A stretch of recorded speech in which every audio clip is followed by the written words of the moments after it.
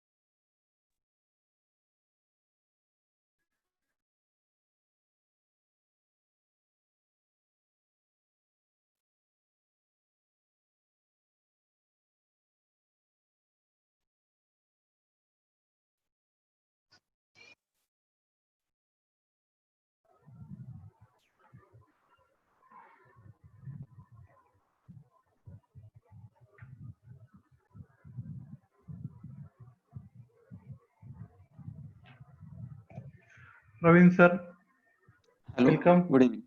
Good Yes. evening. Thank you. Trivedi sir, welcome. Sir, are you online? We'll wait for the 10 minutes. Yes. Then first will be your lecture, Praveen sir. Then Yes. the Trivedi sir. Yes.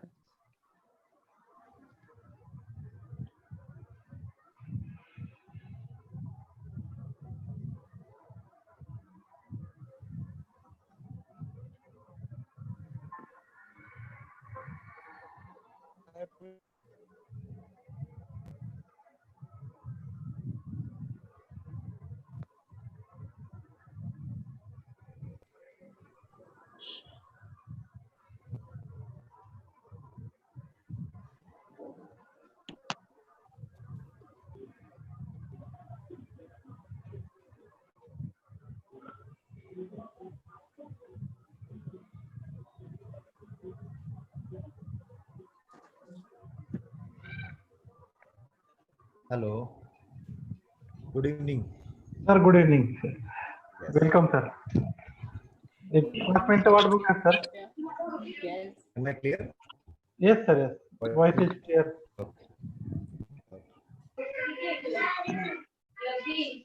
First we will have the Praveen sir to speak on the oxygen therapy. After that, then you can start, sir. We'll wait for 5 more minutes for the people to join.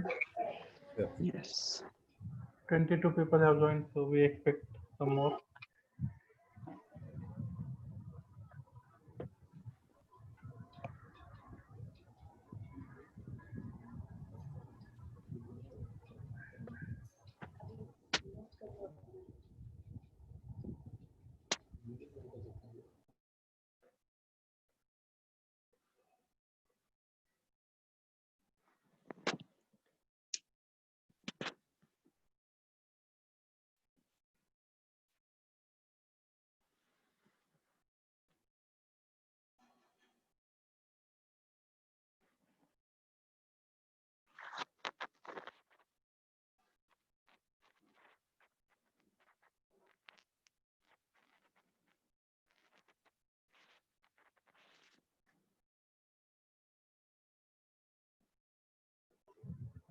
Is Ashtekar sir online?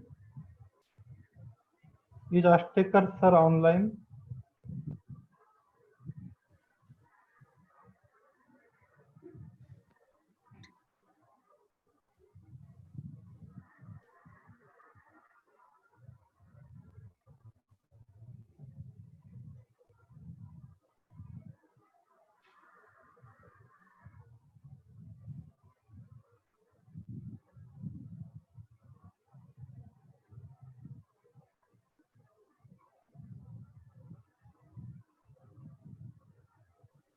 Unmute करायला लागेल sir.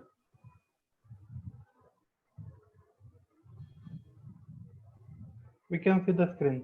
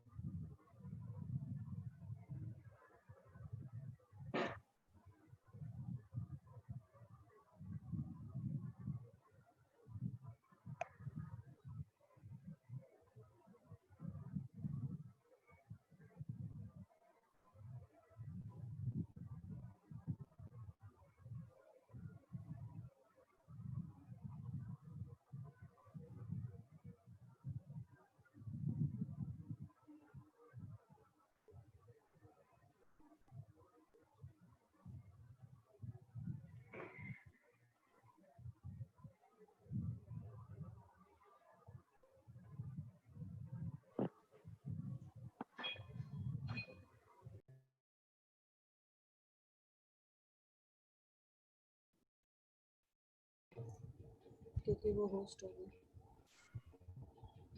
ये भी mobile ऐसे सामने रखा हुआ है, face to face नहीं रखा. इनको थोड़ा और लाइट चाहिए. पहले आ रही है. थोड़ा सा ऐसे टर्न करके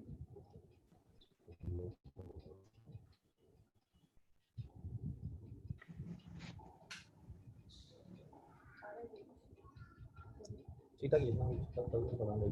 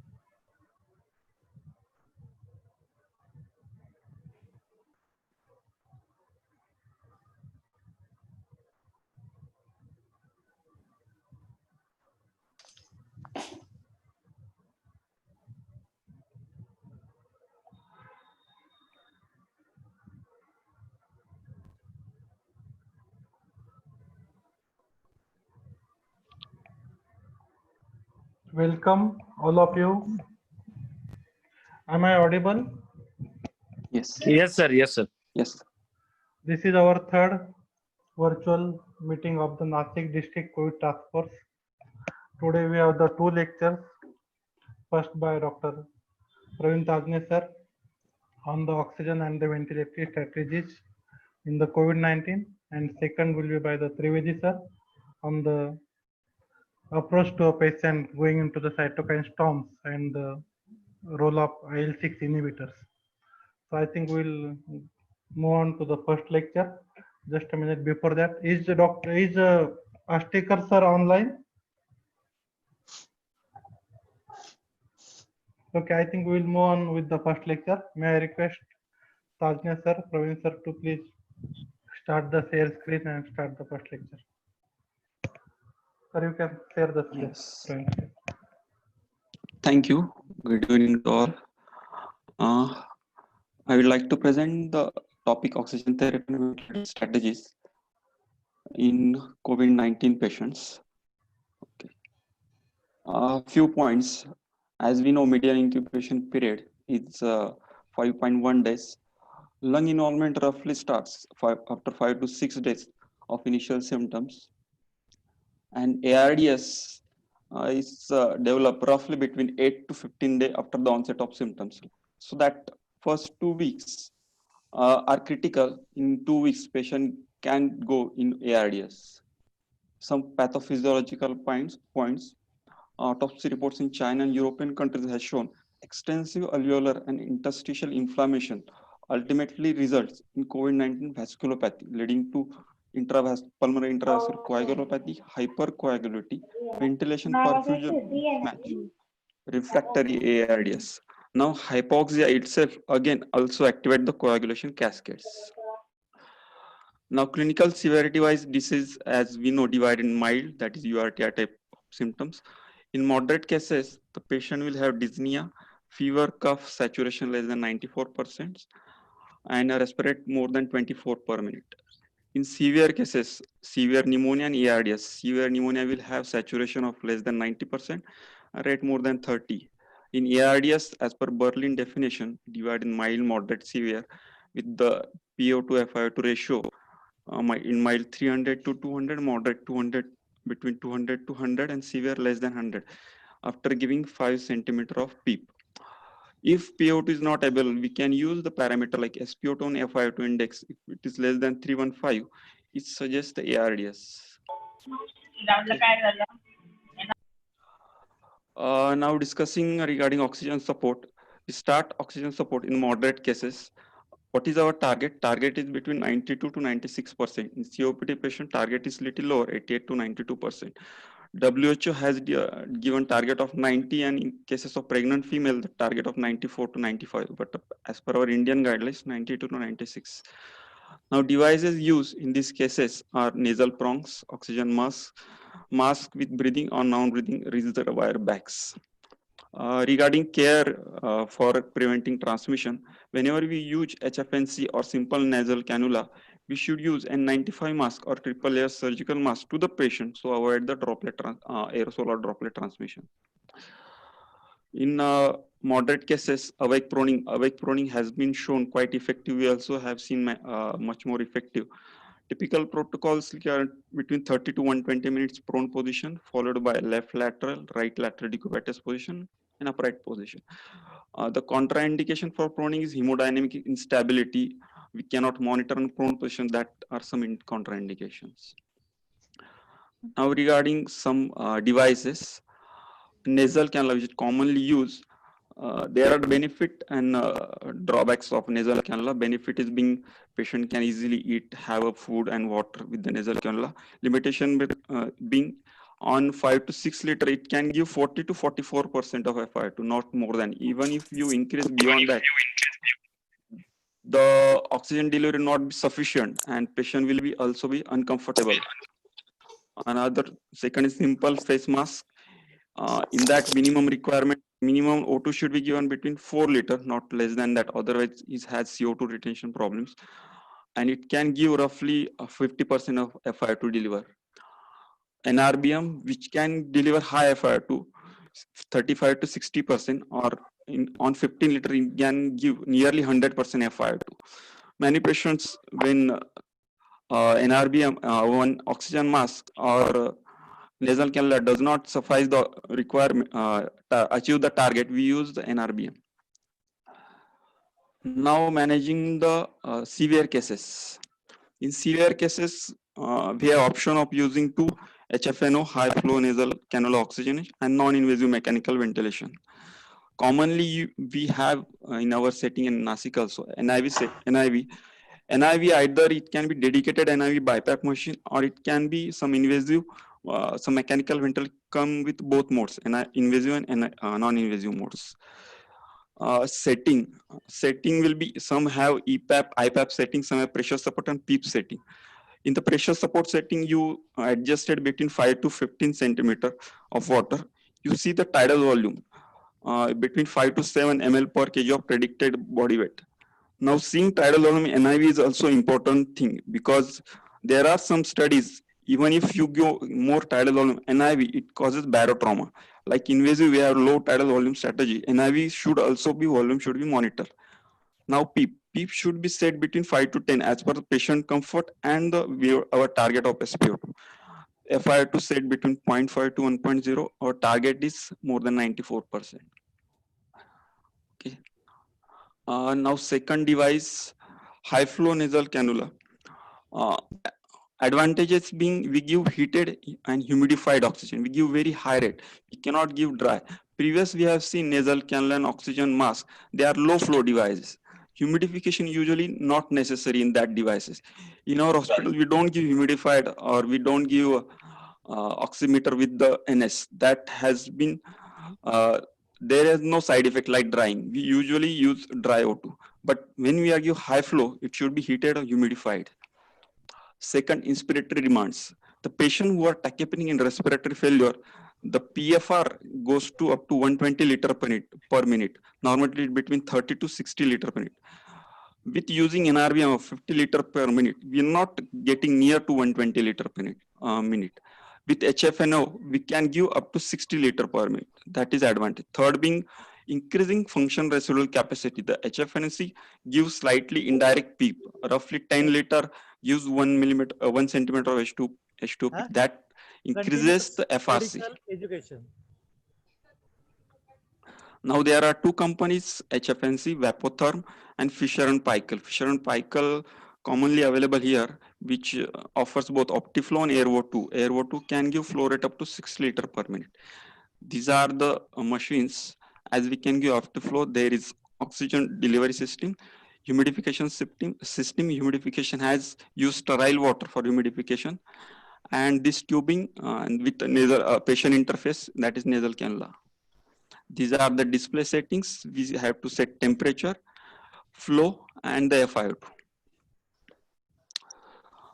Regarding aerosol transmission, like risk of infection. Recent publication has shown good fitting interface has decreased the dispersion of exhaled air, so minimizing the airborne transmissions. So proper interface fitting is नहीं बाबू important. चालू के मारू lecture चालू के Now Babu regarding monitoring, after using both machines, we have to monitor closely patient. Within 1 to 2 hours, you come to know whether you are success or failure.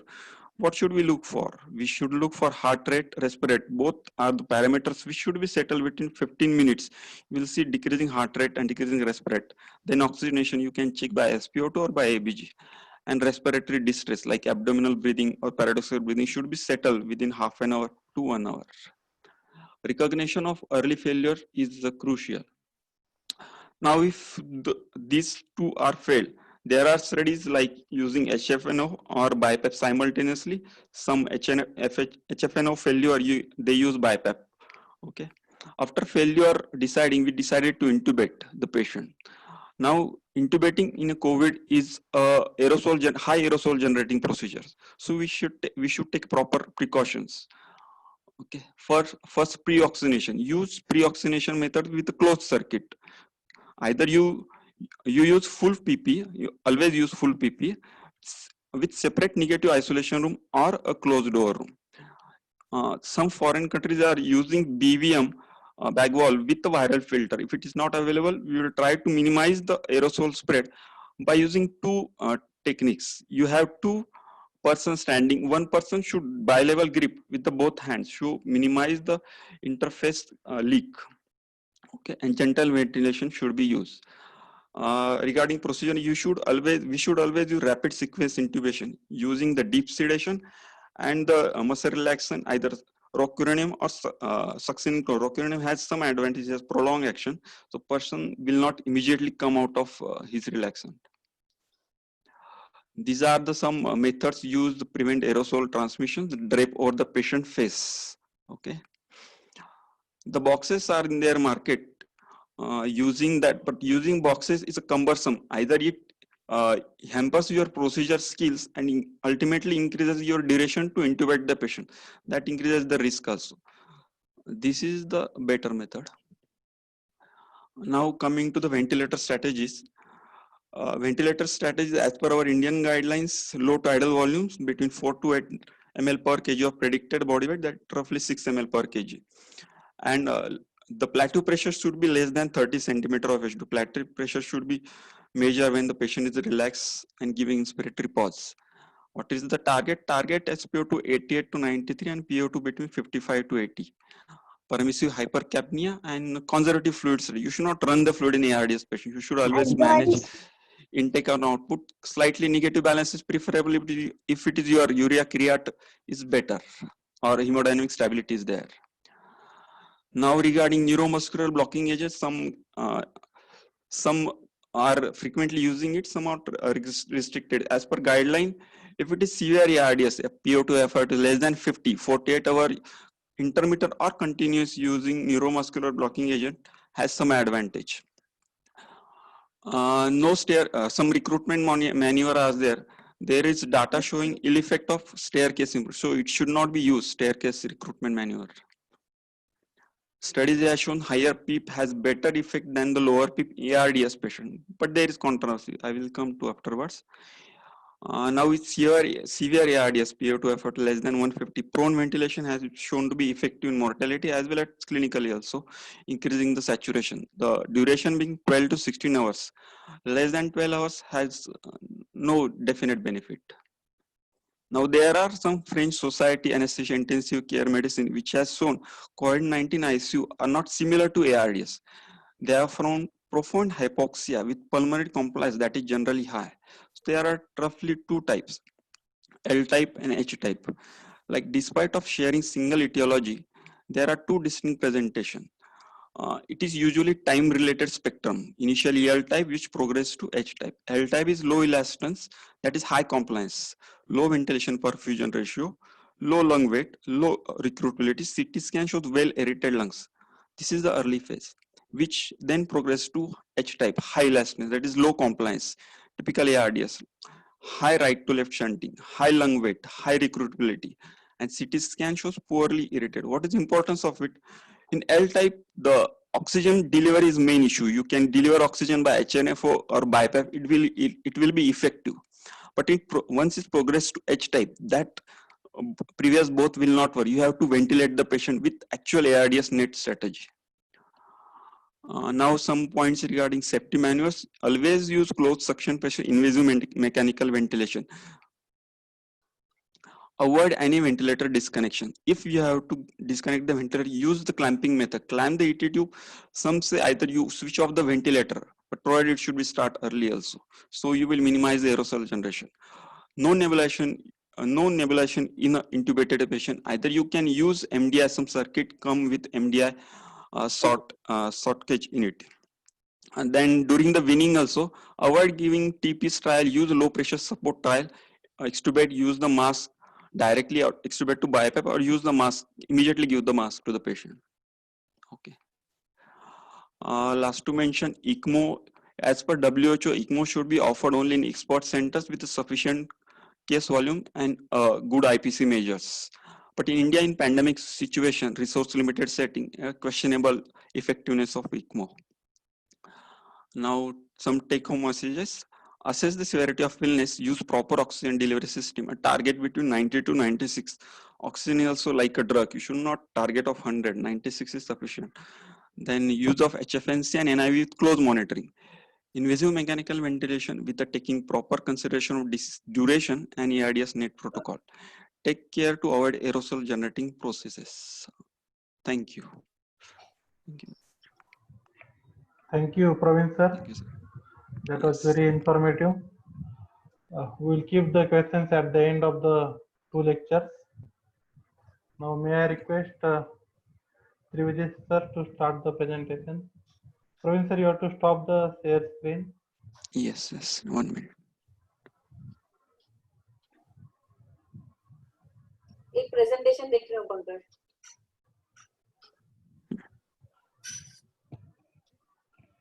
Trivijay sir,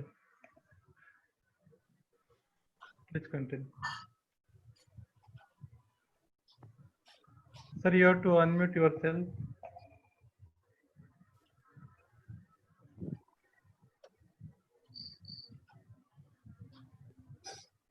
Audible now? Yes, sir. Yeah. So good evening, everybody. And today I'm going to speak on the cytokine storm or the inflammatory storm that we are seeing in all COVID patients, in many of the COVID patients. And we all are presently treating COVID. There is nothing new that I'm going to speak on. And put a highlight on the way we can manage and prevent probably the cytokine storm. There are a few questions that we need to answer before we really understand what the cytokine storm is. Whether a mildly symptomatic patient only responds to antiviral, and are we sure that the patient will not go into the cytokine storm or into progressive or moderate disease? A moderate disease patient, after getting adequate antiviral therapy or other therapies, whether this patient can progress into severe form or not. And in a severe form, what is the strategy that we are going to use? So predicting the cytokine storm and managing or preventing the patient from going into a cytokine storm is more important than managing the cytokine storm. Antivirals have a limited, and only antivirals are not going to be sufficient. There was a period when antivirals were not available. Still, that time the patients were getting symptomatic, were getting better. So there is definitely something more or something additional to this in this disease. So the COVID has really taught us so many things, changes of lifestyle and all other things. Apart from that, it has increased our understanding about inflammation, about cytokines, and how our body reacts to some foreign material which comes to our body.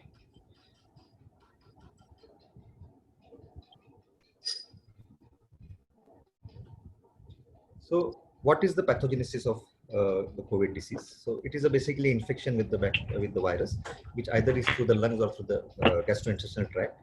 What it does, it creates an infection, and it creates a cytokine and a chemokine release. The chemokine release itself activates the immune cell activation, and the immune cell activation decides what is going to happen to the patient. If the immune cell activation is towards the more suppressive side, that is the activation of the T effector cells, the T cells and the B cells, which is more than the others, than the neutrophils and the macrophages, then normally goes into a resolution on its own. But however, if the immune system is not towards the suppressor side, and there's a large release of cytokines IL-2, IL-6, IL-7, IL-8, TNF-alpha, GM-CSF, and IL-17. If these cytokines are released, there is a lot of cellular damage. There's the augmentation of the inflammatory disease, and that causes ARDS, shock, kidney injury, organ failure, and sometimes secondary infection. When we treat this disease, when the patient goes into a severe disease, we treat it with various anti-inflammatory drugs. And after treating, they go into resolution or in the secondary complications. So this is the pathogenesis of COVID-19. We need to understand this before we really go to the cytokine storm. So basically, it's a severe acute respiratory syndrome coronavirus, or the SARS-CoV-2. Now, this is the virus which attacks the ACE2 expressing epithelial cells, and there is a downregulation of the ACE2 cells. So what happens is that there's a systemic problem that the patient faces: fever, cough, fatigue, sputum production, headache, hemoptysis, sometimes a cardiac injury, hypoxemia, dyspnea, lymphopenia, and diarrhea. With that, it starts getting respiratory symptoms. Sometimes it's rhinorrhea, just stops up to that. It can increase to ground glass opacification, dyspnea, and then if not treated adequately, or if the patient does not respond adequately to treatment, it goes into the anemia or the viremia and the cytokine storm causing acute respiratory distress. So the current understanding of the pathophysiology of COVID-19 is basically related to the immune cell activation rather than the virus itself. The immune cell activation depends on the host response apart from the viral load. So both the things need to be treated simultaneously. The viral load also needs to be treated. As with that, even the immune response should be treated simultaneously and aggressively to prevent the patient from going into a cytokine storm. So there are various inflammatory mediators, cytokines, which are mentioned below.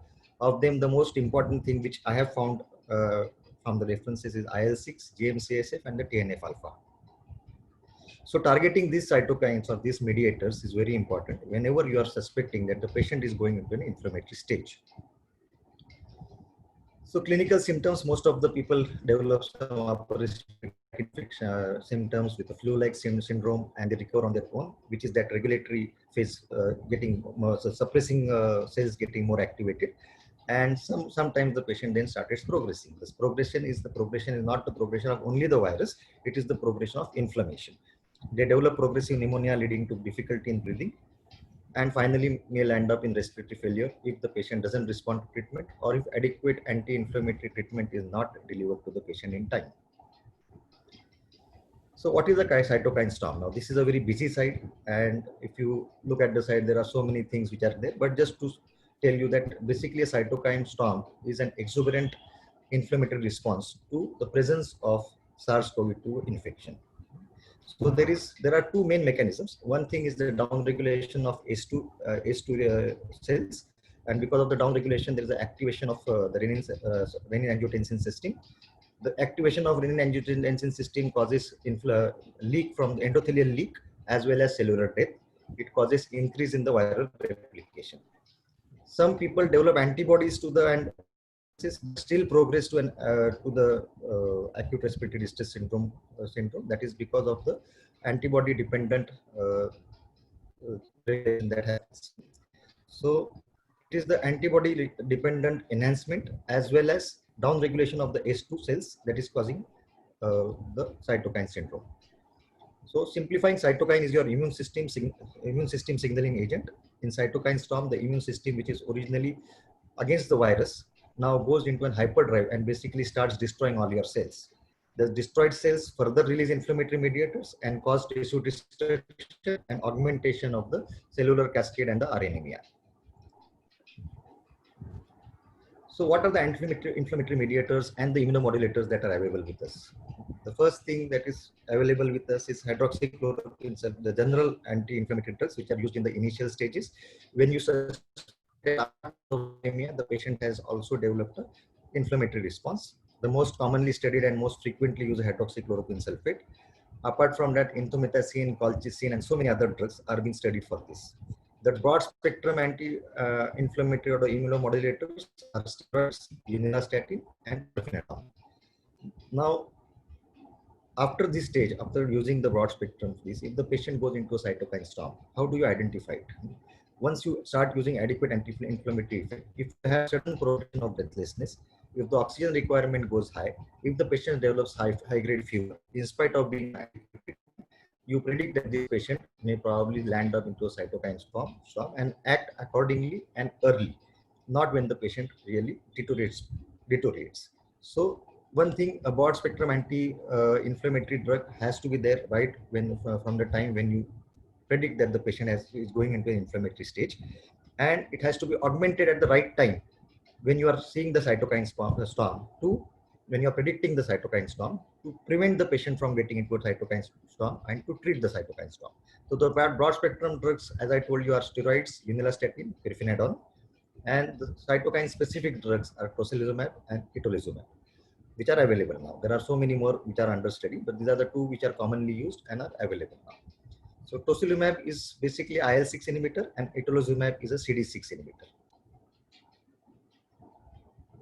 Steroids. So dexamethasone and methylprednisolone, choice is yours as per your patient's comorbidities and as per your clinical judgment. You can use any of them. Dexamethasone from 8 mg up to 32 mg per day, and prednisolone, methylprednisolone from 80 mg to 500 mg per day. To the seeing the clinical scenario and seeing the patient's presentation, you can choose your doses accordingly.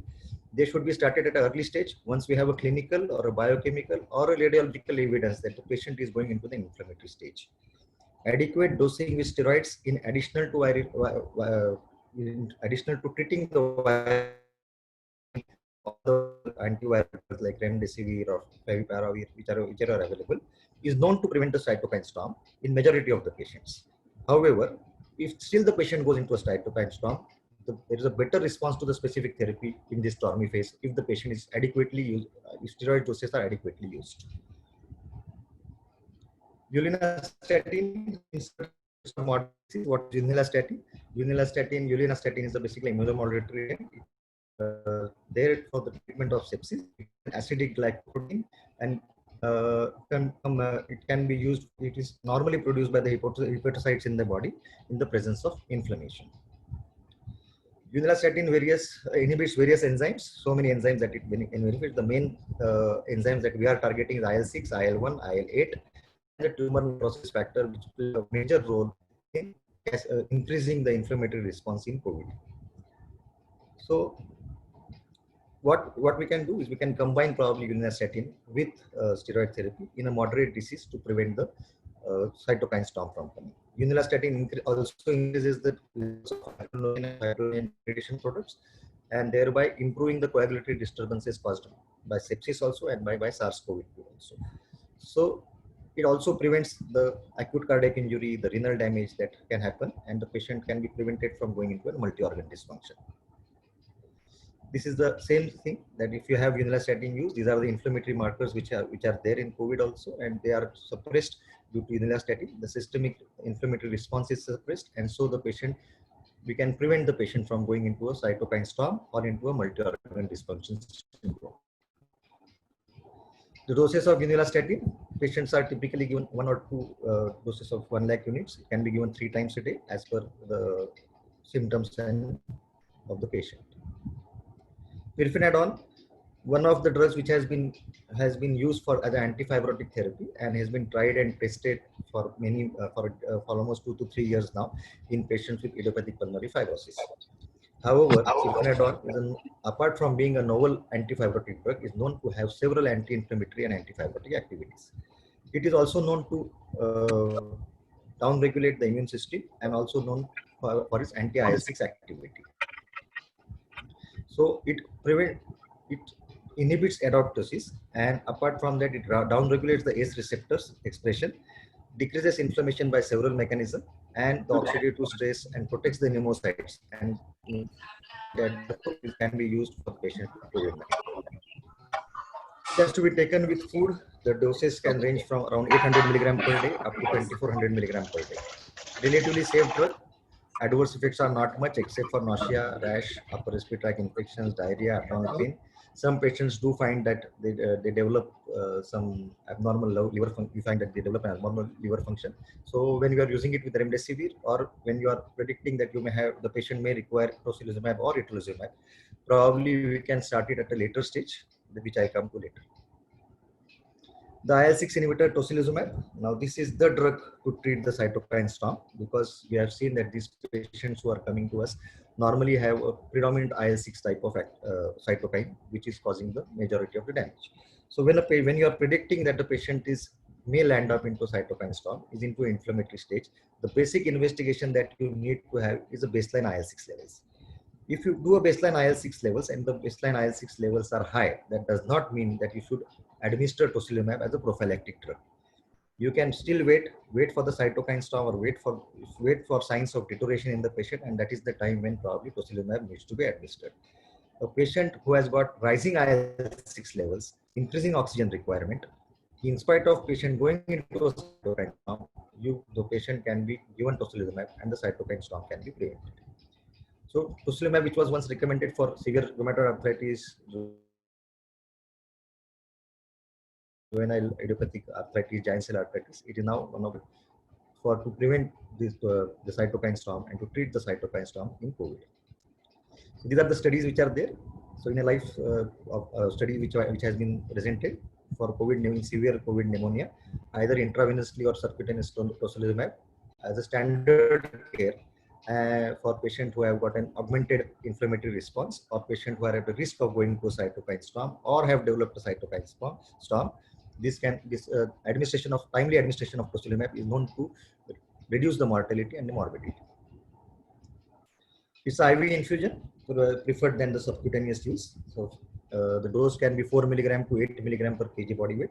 Should not exceed 800 mg. 800 mg. After 12 severe cases or if there is inadequate response to the first dose, a maximum up to 3 doses can be administered to the patient. Side effects are cough, sore throat, blockage, running nose, routine side effects which we always see. But apart from that, the main thing that I always have found in patients is fluid retention, weight gain, and edema. So tocilizumab or any monoclonal antibody, even itolizumab, is known to cause fluid retention. So patient kept in a negative balance. Actually, if the patient is also having a cardiac involvement, if the echo is showing a cardiac involvement, these patients should be kept in a negative balance, as Praveen has already mentioned. The next drug is itolizumab. So itolizumab basically has been recently approved, but I have been using it since last month or so, almost in 2 patients. And the results are quite encouraging. It is basically an antipsoriatic drug. Now Biocon has now, under the trade name of Alzumab, has got the approval for using in COVID. So it is again a monoclonal antibody, IgG1 specific, and can be used to treat the cytokine syndrome or to prevent the cytokine storm. The tocilizumab acts on CD6 cells. It is not a specific anti-IL-6 inhibitor. It is a CD6. It acts on the CD6 receptors, and blocks the activation of T lymphocytes. So because it blocks the activation of T lymphocytes, it suppresses the pro-inflammatory cytokines from being released, and the cytokine storm can be treated. Now the cytokines form, what the practical experience with itolizumab, the doses of itolizumab, first of all, it is a phenyramine and hydrocortisone should be administered 2 minutes prior to the infusion. The doses is 1.6 milligram per kg body weight. It should be diluted into 50 ml of normal saline. First 25 ml should be given slowly over 1 hour, and the remaining can be given in 50 ml per hour. So approximately a patient weighing around 50 kgs of weight, 50 to 60 kg of weight, requires around 4 ampoules, so 100 milligram is required. So 100 milligram to be given around between 5 to 6 hours. Injection site reaction, upper respiratory infection, fever, itching, diarrhea, dizziness, all the adverse effects. What I have practically experienced with itolizumab is that with tocilizumab gives a dramatic response. Itolizumab takes some time for the patient to settle down. Itolizumab is known to, during infusion, developing the rigors or skin itching and skin reactions are more common with itolizumab. In every 4th patient, I have seen a little derangement in the liver function test with itolizumab. but the response with itolizumab, especially if tocilizumab is not available, is definitely encouraged. Just to discuss a few things, how to predict and how to see a radiological appearance of a cytokine storm. So this is the patient with the early stage with the X-ray, which is almost normal, and some ill-defined consolidations in the lower lobe. Patients has been treated with the general anti-inflammatory drugs that we have already discussed. So this is the patient who was on steroids, who has been treated with antivirals. Suddenly he becomes breathless. Suddenly gets oxygen requirements improves, starts increasing. He starts requiring non-invasive ventilation or HFNO. And this is the place when you see the X-ray, you see the X-ray has developed a ground glass opacification or consolidations that are seen. Repeated X-rays, especially CT scans wherever they are available, are very important to predict which patient is responding to general anti-inflammatory drugs and which patient can go into a cytokine storm. Just to show one CT. So this was a patient who was admitted. He had a small ground glass opacity with the organized consolidation in the lower lobes, and he was on antivirals on steroids, and suddenly there was an increase in breathlessness. X-ray did not show much, but when we repeated the CT showed extension of the consolidation with extensive ground glass opacification with one more segment getting affected. This is a patient who is now going to land up into a cytokine storm. So these patients requires IL-6 inhibitors or itolizumab, whichever is available. There are few patients. This patient is COVID positive. He has come with the consolidation. He has been treated with antivirals, but you may get sometimes such patients. Now, this is a young fellow who around 34, 35 years old, who has come from outside Nasik and came with a saturation of 38%, never not been tested for COVID, 5 to 6 days of symptoms of cough, slight shortness of breath, and sudden worsening of symptoms in 24 hours. Now, this is the CT of the patient with extensive ground glass opacification, with consolidation, with hardly any lung tube spared to get ventilated. They were having a saturation of 38% without oxygen, and on BiPAP he was maintaining a saturation of around 70-75. So now, should we wait for the guidelines? The guidelines say that first send the COVID test, get a COVID positive report, and then send the inflammatory markers, and then decide what should be the therapy. So in this case, as a life-saving measure, probably we are not justified in waiting. We should consider in such pandemic these cases as a COVID case, and all the drugs should be administered at the same time. So this patient I have treated with remdesivir. Remdesivir was given in full dose, 200 milligram loading dose, followed with high doses of one high dose of steroid. He was also diabetic. His sugar on admission was 454, and with insulin infusions, sugars were controlled. In spite of having high sugars, we went ahead with treatment. He received tocilizumab on the day of admission. We kept him on a BiPAP, and this is the X-ray on 12th of, that is after 10 days of 2 doses of tocilizumab, steroids, and antivirals. Now, is it okay? No, there is still active inflammation. There are changes of fibrosis, and if you can compare it with the previous scan, there is some loss of lung volumes. Now, this is the place where pirfenidone is going to act.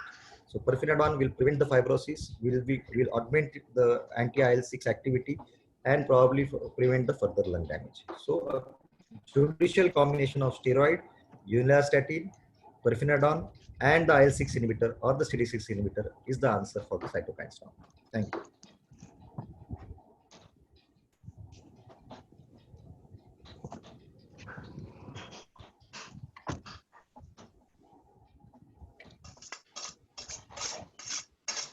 Yes.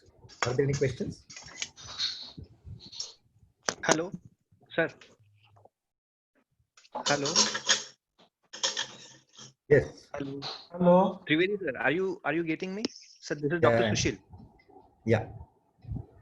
Sir, till how much time after improvement of cytokine storm syndrome we should continue the steroid?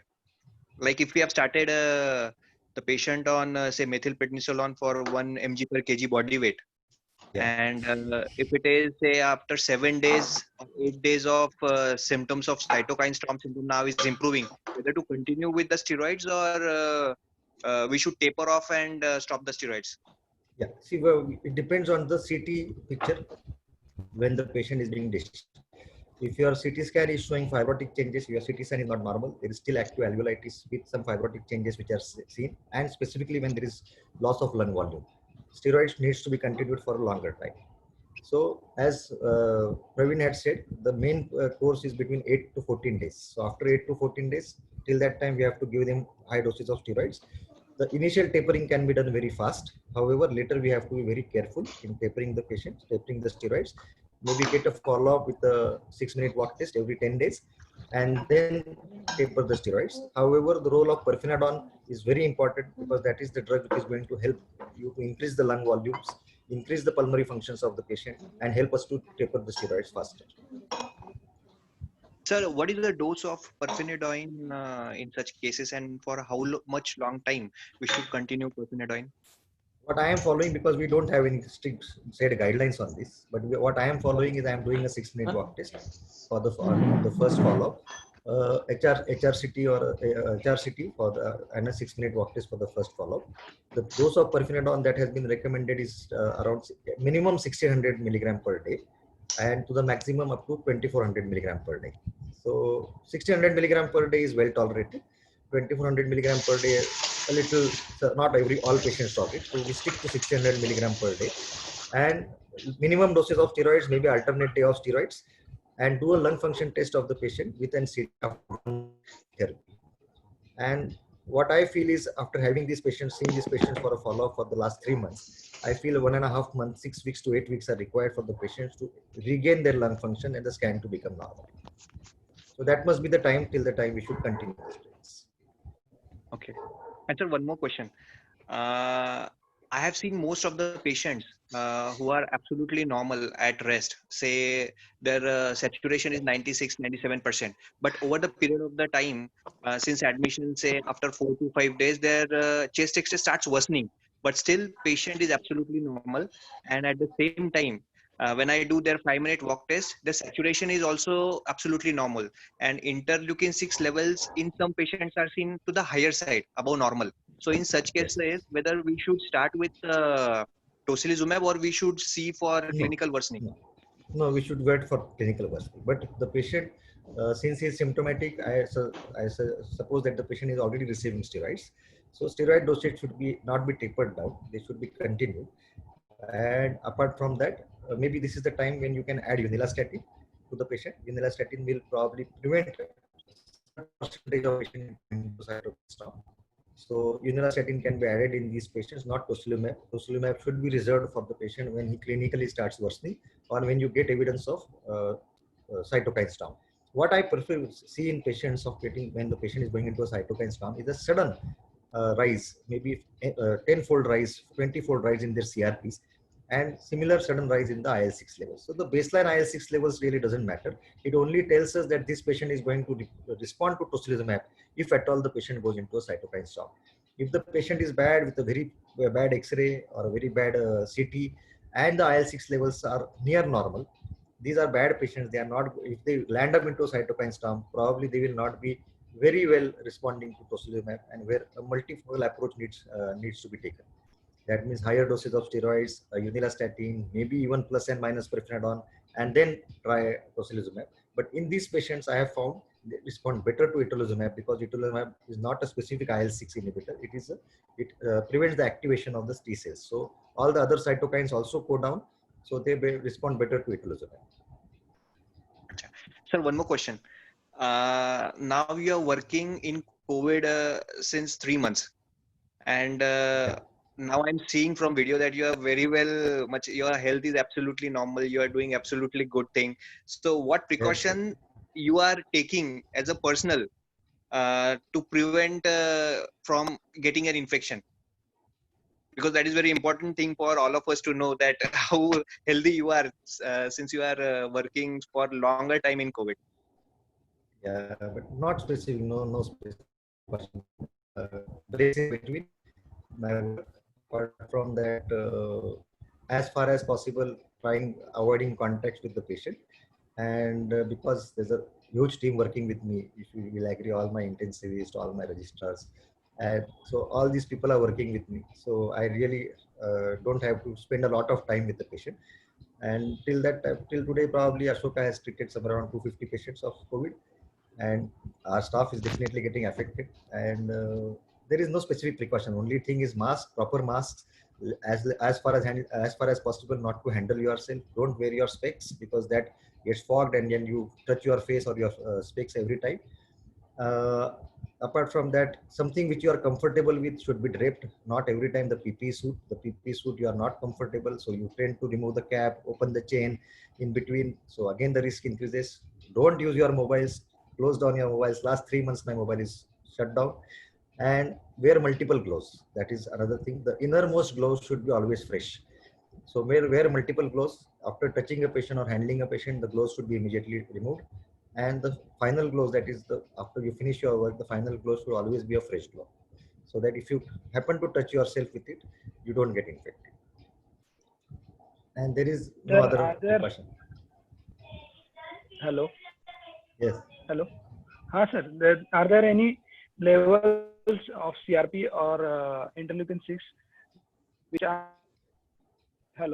are taken as a guide for deciding these immunomodulators, tocilizumab and itolizumab? It depends on the date that the patient develops the symptoms. You have to have a baseline CRP. You have to have a baseline CRP, HRCT, and IL-6 levels. Maybe if the patient remains stable, Okay. repeat those after 5 days. If the patient is Okay. unstable, at any given time, just collect the sample and administer what you feel is the best for the patient. Don't wait for the reports. CRP is a reproducible test. You immediately get the response. And what I have seen in CRP is that the CRP level multiplies by n number of times the day that the patient is going to become worse. Sir, I have one question. As soon as the report of COVID comes, when exactly remdesivir should be introduced to the patient? Remdesivir, once you have a COVID who is mildly symptomatic, even take oral medicines, favipiravir is more than sufficient. A patient who is critically ill coming to you has already hypoxic, has developed a consolidation, you may have to augment the anti-inflammatory drugs, immunomodulators. At this time, you cannot wait for a milder drug antiviral because viral replication is also going to happen. So in these patients, probably remdesivir should be started immediately. Every patient with O2 requirement, I think, Not necessary. Not necessary. Not necessary. It is a day of infection. If a patient comes to you, requires O2, but is symptomatic since 10 days, remdesivir is not required. You give him favipiravir if at all you want. And even if that is not given, it's fine. The patient may be in that remission state or the resolution stage and just treat symptomatically with anti-inflammatory drugs. Yes. But a fresh patient coming to you, maybe around 5-6 days of symptoms, already developed a patch and worsening with oxygen requirement, you predict that this patient is going to have a bad time in the next 2 to 3 days. And at that time, I want to be very hard with my antivirals. So I will give remdesivir to this patient so that if at all I have to augment the steroids or give tocilizumab, I will not cause viral replication. Thank you. Many times it is becoming difficult to control the emotions of the patient's relative, and we become quite pressurized to start with these drugs. So how we should decide about it? Means people are quite panic about this happens only with doctors' relatives. This happens specifically with relatives who are doctors and the doctors are online from abroad. So this is the normal time because they are there to give us a lot of knowledge, but they are not aware about the availability and the type of patient management that we are doing over here. So this pressure does come. We have to answer that. We have to stick to our protocols. I don't think anyone else can decide what protocols we have to follow. Since there are no guidelines as such, that's why people are trying to force the disease is new. Every day you are going to learn something. There are no guidelines for this. You have to make your own guidelines. So one more question. You have said at the start of lecture, means at the start of tocilizumab presentation, the patient who came to you with a suspicion of cytokine storm, and we should not wait till the report of COVID, and we should start the treatment for cytokine storm. But it is difficult. You also know that it is practically difficult to get. This patient was even brother of a pediatrician. This patient was a brother of a pediatrician, and very understanding. And after counseling, they were ready to take the risk of giving those drugs rather than putting on a ventilator and waiting for the reports. So that is the reason why it was easy to counsel them. And luckily remdesivir, tocilizumab both were available. He came COVID positive. His IL-6 levels came 169. That's why after 24 hours, I administered one more dose of tocilizumab to him because his oxygen requirement was not going down. And maybe after 4 or 5 days of treatment, his FiO2 started coming down. He started maintaining. Now he's on nasal oxygen, walking around, so doing well.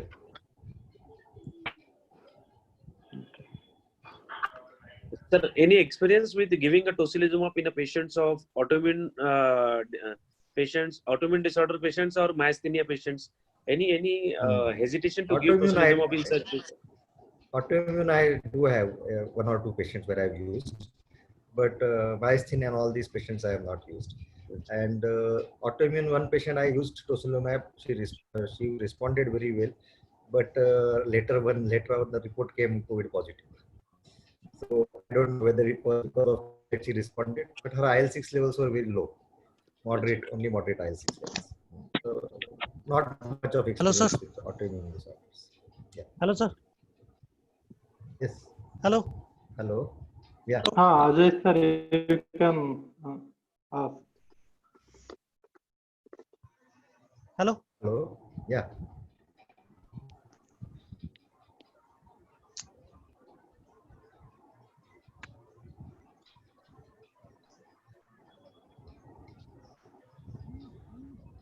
Dr. Ajay, continue. Yes, sir. What are the chances of mild cases of COVID-19 landing up in these cytokine storms? Mild They will cases. not directly go into cytokine storm. Mild cases of Yeah. COVID-19 will not directly go into a cytokine storm. They will definitely They will give you slowly some worsen alarming, and then only slowly develop it. worsen. So they will always Okay, give sir. you a chance. So even if if you have decided for domiciliary treatment, we have to tell them what they have to monitor.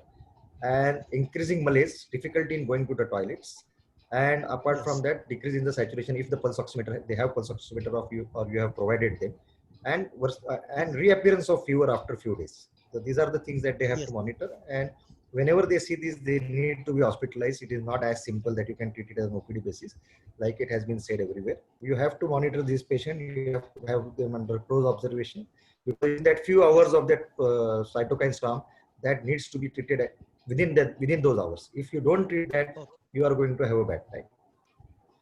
Because being a general practitioner, I have picked up some early cases, quite early, Yes. before getting the saturation down.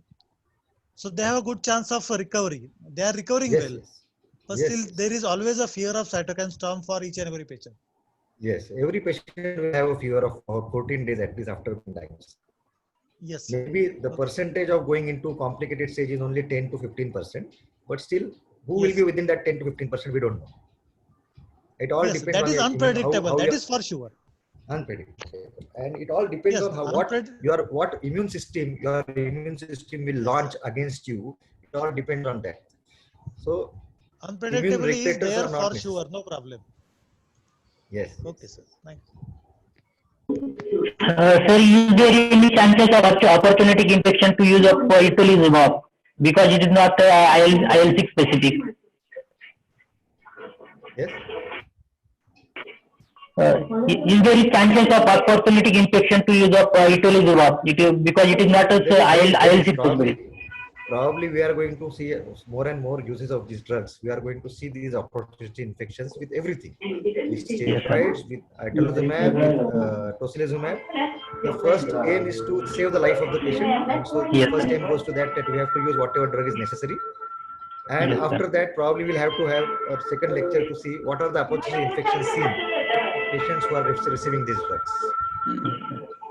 Till now, I have seen one patient with a PCP-like disease and one patient with cytomegalovirus pneumonia after receiving tocilizumab. Thank you. Sujit sir online. Is Sujit sir online? Who? Kadam sir. Sujit. Dr. Sujit, are you online?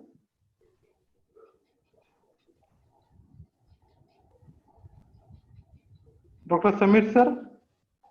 Yes, I'm online, boss. So Yeah. nice to Anything hear to, Praveen's and about Bharat's presentation. Yes, thank you, sir. I would like to about put a afternoon question. Meeting आज जी दुपारी meeting झाली त्याच्याबद्दल काही आधी मी प्रवीणला एक प्रश्न विचारतो. Yes, sir. There are two types of ARDs that you said, L and H. Yes, sir.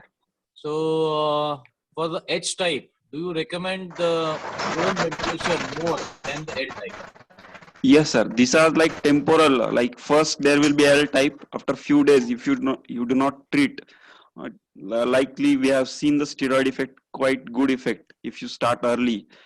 If late presentation or not started steroid, not received steroids, then it definitely ARDS stiff lung, and that time ARDS net strategy will work. But that prognosis mortality rate will be high. Quite high. Yes. Very My high next chances of question. developing pneumothorax. Yes, sir. We have seen a case leveling pneumomediastinum, Yes. pneumothorax. Correct. They are very tricky. Yes. The next question would be to my dear friend Bharat. Nice to see you on board. And we were planning for this task force meeting with you around a week back, but we waited for your off call because you have taken off since quite some time now. And we wish you all the luck to actually enjoy this period. My question to you would be like rather like this. You have told about how to pick up the early signs of cytokine storm because we didn't have the facility of monitoring the IL-6 that frequently. We were supposedly doing twice a week. And then you put the theory of sudden rise of CRP, rapid clinical deterioration, reappearance of fever, and sudden desaturation. And one more which we discussed was increased amount of fatigability suddenly. Yes. So these were the clinical signs which we discussed and we followed it. So Bharat, we also faced the H1N1 pandemic, and we are now facing this one. So we might be the generation who will have to decide. Like we started using oseltamivir on OPD basis for H1N1 without doing a swab, and we have witnessed it, and it has worked. Now, considering the community spread, and probably with the antigen tests now released for commercially for even our private practitioners, do you think that witnessing these both pandemics right from the beginning, do you think we are approaching a stage where the government or the ICMR might have to think of initiating antivirals judiciously through the specialist, chest specialist or physicians or intensivists on OPD basis, even without a RT-PCR which is positive, because 40% of the RT-PCR are still negative, false negatives. And we see that these patients have to be treated at times like just similar to this. And we see that the patient's first swab is negative, and then after 5th day, the swab is coming positive. So are we dealing with a situation where the ICMR has to be given a feedback or the concerned authorities that we are going to have, because of a lot of population density, we might be facing a pandemic in our OPDs rather than the hospital beds. And we judiciously use antiretrovirals, which are favipiravir or something else which is coming up in the pipeline. On OPD basis, empirically, that we used anti-flu long back, and which worked well. What are your views on this? Probably. It is going to happen. Probably there is a shortage of drugs, and that is the reason why they are still only recommending it for symptomatic or moderate disease. But probably antivirals need to be started even for milder disease. The earlier you start antivirals, the lesser will be the cell destruction, the lesser will be the chances for the patient progressing into the inflammatory stage or getting the cytokine storm. So antivirals definitely have a role. You have to start them once you have a patient who is in high risk exposure, who has to a COVID positive patient. Like maybe if I have a doctor who has been working in a COVID ward, and if he develops fever or a sore throat or myalgia, I am not going to wait for the swab report to come. You have to, the patient should get favipiravir as soon as possible. The earlier he gets it, the lesser complications we are going to face. So there will be a time, but probably the packaging of the drug needs to be changed. for a patient, now we have to take the 34 tablet pack. So some pack of lesser drug or 18 tablet pack should come, so that till the time the COVID report comes, the patient Yes. only takes the loading dose. If the COVID is negative, probably, and if the patient remains asymptomatic, we can stop. So there is something of Yes. that sort that needs to be thought about. But mild patients, especially patients who are relatives of patients who have developed COVID, staying with them, or doctors and paramedical staff working in COVID wards, if they become symptomatic, probably should be treated before you get the swab report. Yes. Adding to it, the other day we had a discussion that yes, judicious use of antiretrovirals irrespective of the COVID status in healthcare workers. A point which is to be noted here is that the central registry has been out just yesterday, and it is stating that there are almost 7 to 8% of deaths amongst healthcare workers. Out of the 1,302 who has got infected and reported to the central IMA, there are almost 92 deaths. So we are definitely witnessing a high level of exposure and infection to the doctors, frontline workers. We don't have a data as such over the entire country for associated people like the sisters and the staff. So with a pinch of salt, now that we see that every ICU who is having continuous exposure to their staff for COVID are high likely to become positive. Do you feel that shortage of doctors, shortage of staff is creating a situation where the asymptomatic positive need not be admitted, and there should be a very clear-cut package kind of thing to manage these patients at home with close monitoring, rather than putting all this load on the private setups? These patients should be isolated at home, given antiretrovirals, antivirals, and maybe an oxygen concentrator, which you have been doing for a few patients. And with close monitoring, if you feel that these things are happening, that we mentioned 5-6 symptoms of impending cytokine storm, we can call them back to the hospital, so that the unnecessary exposure to the staff goes down, unnecessary load on the private practitioners goes down. What are your views, considering that you are the person, apart from Pramod, who has seen the maximum number of patients? What are your views about home isolation for an asymptomatic positive? Asymptomatic patients should be home isolated. They need to be strictly given the guidelines, and we need to take up a follow-up. We had tried this, we have been trying this for quite some time. Those patients who develop symptom, I would not suggest that if they require oxygen, they should be home isolated, because those who require oxygen should be hospitalized, because they are bound to deteriorate. And even when they deteriorate, and if they come in a stage where we cannot help them, then probably the death rate will go a little higher. So those who are requiring oxygen in the initial stage, yes. After recovery, those who require oxygen can go on oxygen therapy. That is not an issue. But patients who are just in the initial stages of between 5 to 14 days and requiring oxygen should be hospitalized. But those who don't require oxygen, whoever the patient may be, they should be home isolated, and there should be strict guidelines to follow them, because just a few days back, there was a patient who was COVID positive, was given a home care package, and a daily follow-up was being taken about that patient. First 2 days he said that he was okay. Second day said he was okay.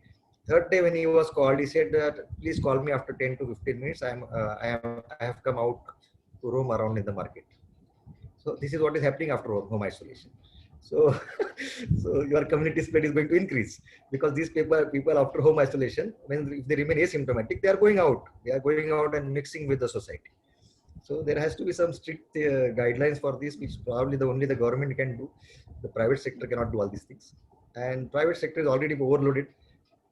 Shortage of doctors is what I am experiencing probably today. From today I'm on leave, but probably from tomorrow I have to join again, because three of my intensivists with Sujit are all becoming symptomatic and all are being hospitalized. So shortage of doctors is going to happen, because the same group of doctors cannot work longer. The longer you work, the more chances of you getting infected. Any other questions from our friends? Otherwise, I have one more question for Bharat, if nobody else has. Yes. I can keep on asking a lot of questions to Bharat. So one last question from my side, Pramod. Again to Bharat, what do you think would be the difference between a H1N1 ARDS ventilated fibrosis versus a COVID fibrosis later on in follow-up? What do you think? What do you predict would be the difference in the management? What I'm apart from experiencing, this? H1N1 fibrosis was a more stiff lung than the COVID fibrosis. The COVID fibrosis is a more friable lung. These people are developing more complications because of friability. H1N1 was stiff lung. We were having problems in ventilating H1N1 patients who went into Yes. fibrosis because they were stiff lungs, and we are probably having problems in ventilating patients with fibrosis due to because of friable lungs. The chances of pneumothoraxis, the chances of airway trauma, barotrauma, is more in the COVID category rather than the H1N1 category. And H1N1 category patients took a long time, but I am telling the patient who respond with COVID with pirfenidone and maybe daily or alternative steroids, their X-rays are absolutely clearing, the CT scans are clearing, there is no residual damage to the lungs remaining. Only thing is adequate doses of steroids and pirfenidone. And catching up the opportunities infections at the right time after receiving tocilizumab or itolizumab, because they are bound to develop, percentage of them are bound to develop opportunistic infections. Hello, Bharat. Yes, Ramesh. Yes. Go ahead. This about we are listening everywhere in every weekly flattening of the curve, वगैरह. So when is likely to come in Nasik? Looks difficult. Looks very difficult. The situation is very grave. Pretty And looks difficult. very difficult. Yes, very difficult. The number of cases that we are hearing, and apart from that, the medical fraternity which is getting affected, the paramedicals and the doctors, the time ahead is not easy. Not. Thanks, Bharat. Coming 2 months would be testing our patients. Is Ashtekar sir online? Is Ashtekar sir online? Dr. Sendane? Okay, any other question to the Praveen sir or to the Trivedi sir?